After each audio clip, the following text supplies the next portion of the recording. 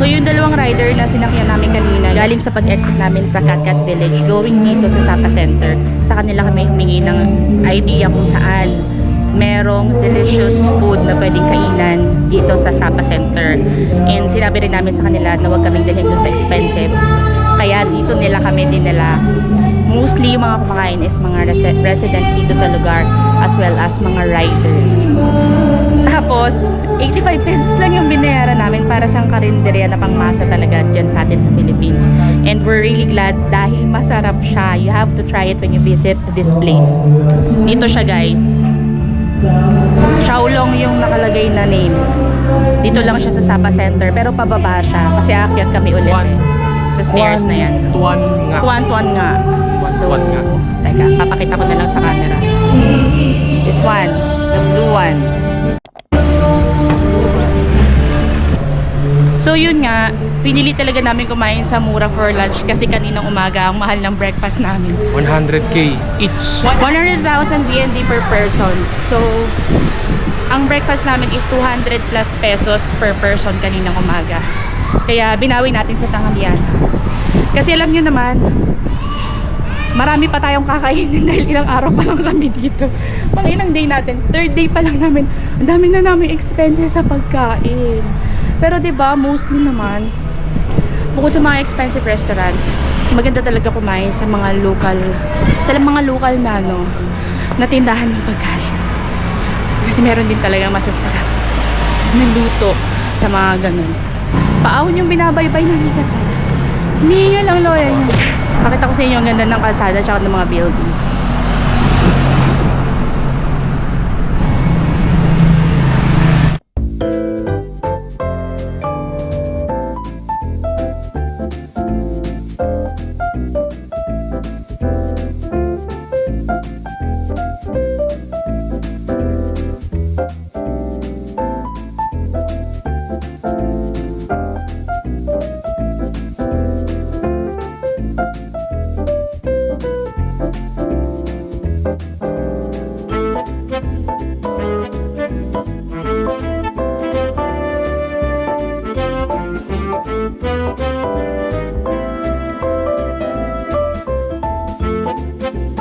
Ayan yung sinasabi kong vet trekking guys.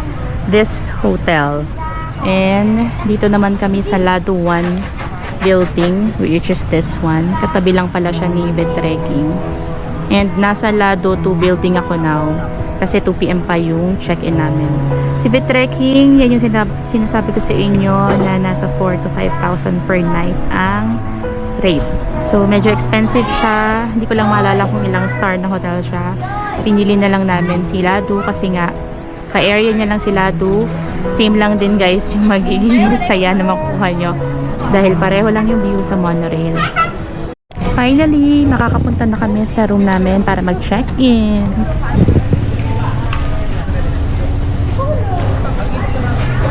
So ito yung I think stairs going up. Dito yata. Third floor. Medyo nagkaroon ng aberya. Kailangan kong bumalik sa reception para magtawag and nakapag-settle na ako sa reception. Sabi ko sa kanila bababa na lang ulit kami once makapag-settle kami sa room. So this is our room. Nasa third floor kami ng Lado 1. This is actually a homestay.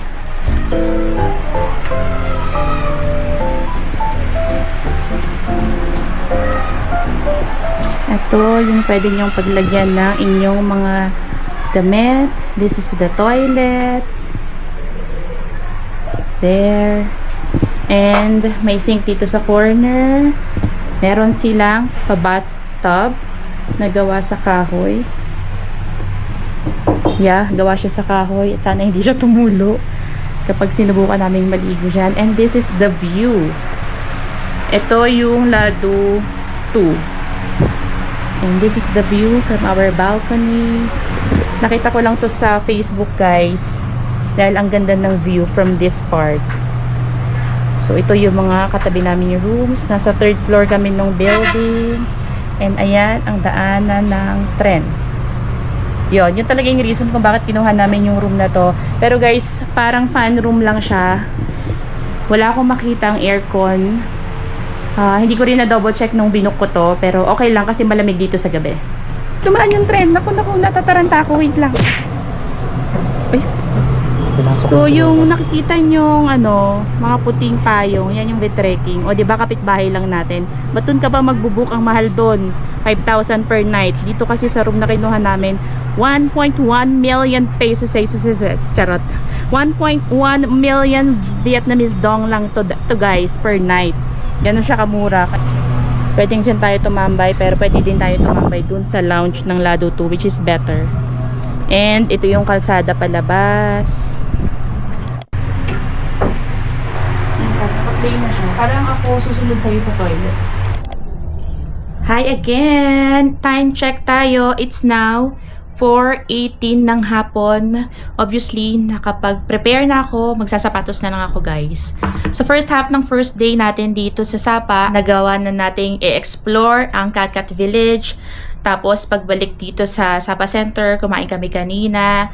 And then, nagpahinga ng konti. Naligo, kasi diba kagabi bumiyahe tayo from Hanoi. Wala pa tayong ligo dahil dumiretso tayo kanina sa Cat Village tour. So, ngayon lang kami nakaligo. So, lalabas tayo ngayong hapon. Bibisitahin natin ang Sapa Lake. Kung ganun ba talaga siya ka-Instagrammable at kung ganun ba talaga siya kaganda. I-validate natin yan ngayong hapon. After that, hahanap tayo ng masarap na kainan. Yung Sapa area ang hindi namin na-research kung ano yung mga nice restaurants with the nice dishes dito. So, mag-adventure tayo ngayon. Kung may makita man tayo na affordable, mas pipiliin natin yon kasi nga nagtitipid tayo. At saka kakain pa tayo sa ibang araw. So, yon. Babalik ako later kapag nasa labas na kami. 1,342,000. Yan na lang ang milyones natin. Yan na lang. Yan ang naiwan sa 6 na milyon. Eh, magbabayad pa tayo sa counter. 128 million. 128 million? Yeah. Ngayon, pagbaba natin, magbabayad ka doon ng 128 million. So, ready na kami. Napakatagal ng kasama ko. My goodness. Aaura lang kami ng mabilis dito sa aming balcony. Bakla! So, ayan. Aura kami ng konti bago kami lumabas ng hotel. So, ito ang ating view from our balcony dito sa Lado Homestay. Bakla ako. Oh my God. Ganyan siya kaganda. Kaya, ito yung pinili ko. Pero, syempre, meron siyang mga disadvantages. I-share ko next time. Pero guys, kung hindi ka dun katindi ang pagkaselan mo sa katawan, this is a good choice of location kapag kukuha ka ng hotel dito sa Sapa. So, ayan, ang monorail, diba? So, picture tayo. Picture lang muna kami. And then, we're gonna go out na. So, paalis na kami sa area ng aming hotel. And, ayan siya. Jawak ulit tayo, mga kapatid. Jawak. For like 700 meters away lang, diba? Hindi ko alam. Ayaw ko Yun. tignan. Basta, anong oras tayo? Time check. It's 4:45. Hindi na namin makikita yung kagandahan ng Sapa Lake kasi magdidilim na. Ganun kami katagal. Mag-prepare. Ilang meters ba? Sungit ko, no? Sungit talaga ako niya sa jowa ko kasi yun lang. Baka saan kita? Ha? Sa Wala relasyon lang. nito ako Masaya ang namin nasusunod. kapag nagta-travel kami ng ganito. Actually, kahit local or domestic travel lang sa Philippines, masaya na kami. Basta makapag-relax, ganon. Ay, naku, ang tagal. I-google mo lang kung gaano kalayo. Diyos me. Charot. Maraming hotel dito at marami kayong mapagpipilian talaga as in. Dahil ang dami pang mga pinapagawang mga hotel dito. Napakadali lang makahanap. 500 meters. 500 meters lang daw. So, ilang minute? 7 minutes. 7-minute walk. Ganun lang. Alangan sumakay pa tayo, 'di ba? Kakain pa tayo bukas. Kailangan natin ng budget. Iba talaga yung feels dito. So, nagbaon pala ako ng aking fleece jacket. Kasi hindi ko sure kung kakayanin ko or hindi yung lamig paggabi. Kasi malamig daw talaga dito sa gabi. Nakaano ba yan? Nandito na kami guys sa Sun Plaza. Isang kanto lang ang pagitan nito from our hotel. And sisilipin natin yung itsura niya. Tara! So, meron mga parang play area. May mga booth, games booth. Ayan. Section. And merong massage. May gelato din doon. Ito yung pinaka-ano niya. Ito pala yung pinaka main entrance. Ayan. Facing other street. So hindi na kami tutuloy guys kasi sa ibang area na yan papunta. Ito lang kami sa entrance kasi sinilip lang talaga natin siya. So ayan yung ground downstairs. So dito pala tayo pupunta tomorrow guys para sa ating Pansipan activity. Let's go down. Ayan yung pinaka main entrance niya. Nasa center siya ng parang intersection dito sa labas ng building. And a lot of people are taking pictures. Actually, yung labas nito, ito yung isa sa... Na-distract ako kasi tinawag ako ng jowa ko. So, ito nga pala yung way papunta ng Sapa Station. So, dito tayo tomorrow. Tapos may mall pala dito. Pero, Ticket office. so, yung ano na to, yung area na to is very popular dito sa Sapa Center. Siyempre, hindi pwedeng hindi kami aaura. Aaura kami ni jowa.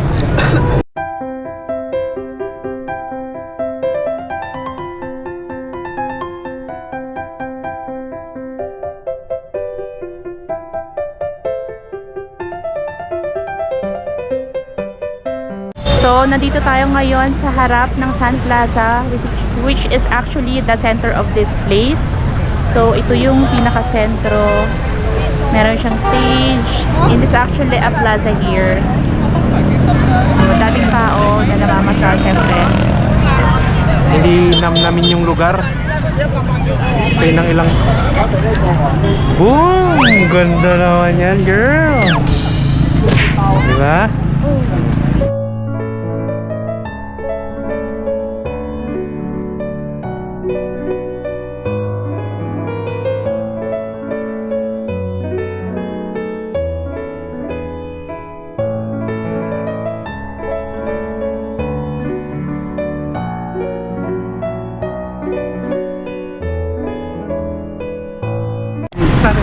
So, we're now about to see the Sapa Lake.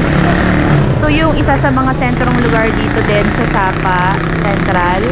Ito normally yung nakikita natin sa mga vloggers na nagpupunta dito sa Vietnam, na very vibrant nga talaga yung kulay ng mga establishments dito, lalo na sa gabi.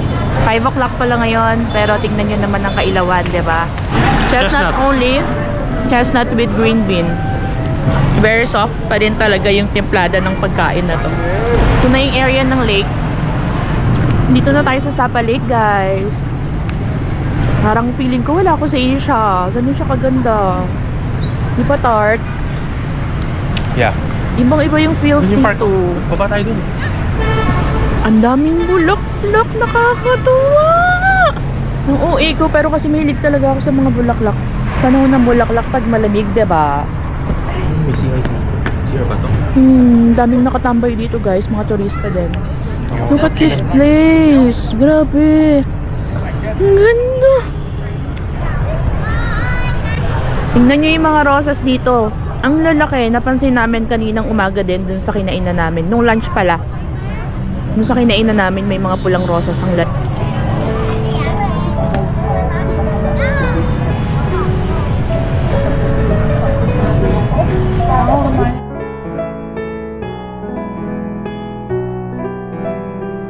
Grabe! Time check tayo. Nanginginig agad! Nanginginig talaga ako. 6:90 na ng gabi. Andito pa rin kami sa park and May Sapa Lake kami, guys. nasa beach na sa park sa Sapa Lake. Bigla kasing nagsasalita ako. Guys, nasa Sapa Lake kami. Tapos hindi ko na kinaya. Sinuot ko na yung jacket ko at nilak ko na siya, 'di ba? Tapos naghahanap ako ngayon ng gloves pero wala akong dalang gloves. Pero guys, sobrang lamig, tumatagos. Tama na nga. We're still chilling here kasi medyo mahaba pa naman yung gabi and we're trying to find a nice food to try online. Naghahanap-hanap pa kami so far. Ayun, gusto ko lang i-share na sobrang lamig at sobrang ganda dito, mga kapatid. You must visit this place. Ang ganda, ang sarap ng klima. ayun, buhay na buhay yung lugar na to sa gabi. So kung mahilig ka sa nightlife, this place is really, really for you. Yes. So yun nga, natapos na yung pag-chillax namin dito at nanginginig na talaga ako sa lamig. Maglalakad na tayo, guys. Kapag kalamigin ka, magdala ka ng gloves, for sure. Mas manginginig ka kaysa sa akin, Day. Napakalamig. So ngayon, maghahanap na kami ng street food. Street food ang gusto namin kainin kasi mahal yung mga tinda dyan sa tabi-tabi. Kakain pa tayo bukas. Mga 4 na araw pa tayong kakain kaya dito lang tayo sa mga tabi-tabi. Kari-karinderya, ganyan. Ito, Tarto. May tusok-tusok dito sa Sapa Park. Yan yung mga tinda nila. Nakakita na kami ng ilang mga street foods. Problema, hindi ako gaanong makapag-vlog. Dahil nanginginig talaga ako. Naghahanap ako ng gloves. Kung may gloves dyan. Kahit nung klase ng gloves na lang, Tart. Ang ginawa ko. Okay? Ikaw tayo. Hawakan mo ako, tingnan mo. Bulsa mo lang. Sino ikaw? Grabe guys, ang ginawa. Mas buhay ang gabi sa Hanoi compare dito sa Sapa. Kasi doon legit na sinasara talaga yung kalye para sa mga pag-unwind ng mga tao. Ikutin lang namin yung area na to. Pag wala kaming nakita other better na makakainan, Ulit to. doon na kami sa corner na nakita namin kanina. Guys, make sure na paghahandaan nyo yung lamig. Kasi iba yung lamig ngayon. Technically, ito yung pinaka first night namin dito sa Sapa. Tama ba tayo? Yes, first time. First night namin. Grabe. Baka meron dito, Tart. Gloves? May nakita kami. Magtatanong ako kung may gloves. Come. Mga ano siya, Tart? Overhead. Do you have gloves for the hands? Yan. Ang ganda ng pink. Ito yung napili ko. Neutral color lang siya. And ikaw, Tart? Blue? It's the same price? It's okay to try the black one. Relax? Yeah. Okay ka na dyan? I'll take this. Okay. So, ano napili mo? Ako ito. Blue.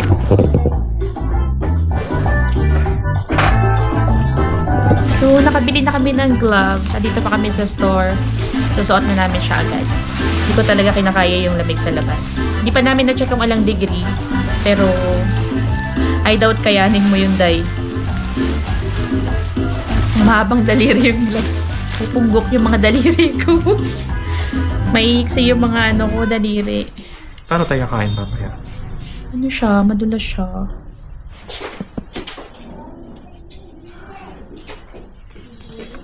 Kailangan medyo slimmer yung gloves ko kasi medyo hindi ganun kaluwag yung part na to ng fleece jacket. But we're done and we're good na.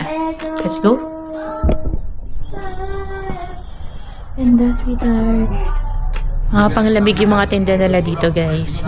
Ay, nagtingin-pingin pa si Jowa. Let's go. Ay, okay na. Okay na ako. Okay na kami. Mukha na lang ang lalamigin ngayon.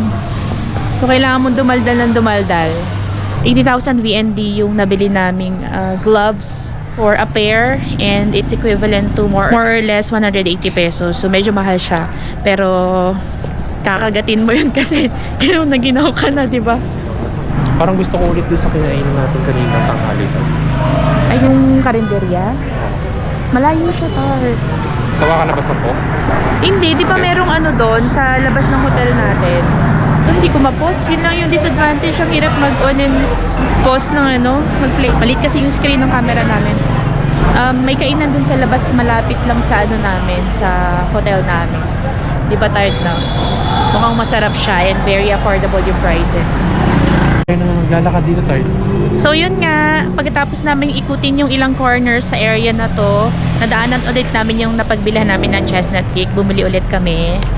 'Diba? Masarap siya actually. Nakita namin kinakain yan ng mga vloggers na Filipino na napanood namin sa YouTube. Now, heading na kami dun sa unang tusok-tusok or street food na nakita namin. Diyan lang sa corner. Malapit na kami actually. Doon na tayo magdi-dinner, guys. Finally, ito na yung food namin. Street food tayo for our first night in. Saka, beef po. Beef po again. Tapos yung kasama ko, nagnawag na ako mag-video, kaya hindi na rin ako nag-video. Pakita ko sa inyo yung mga barbecue sticks nila. Ang sasarap!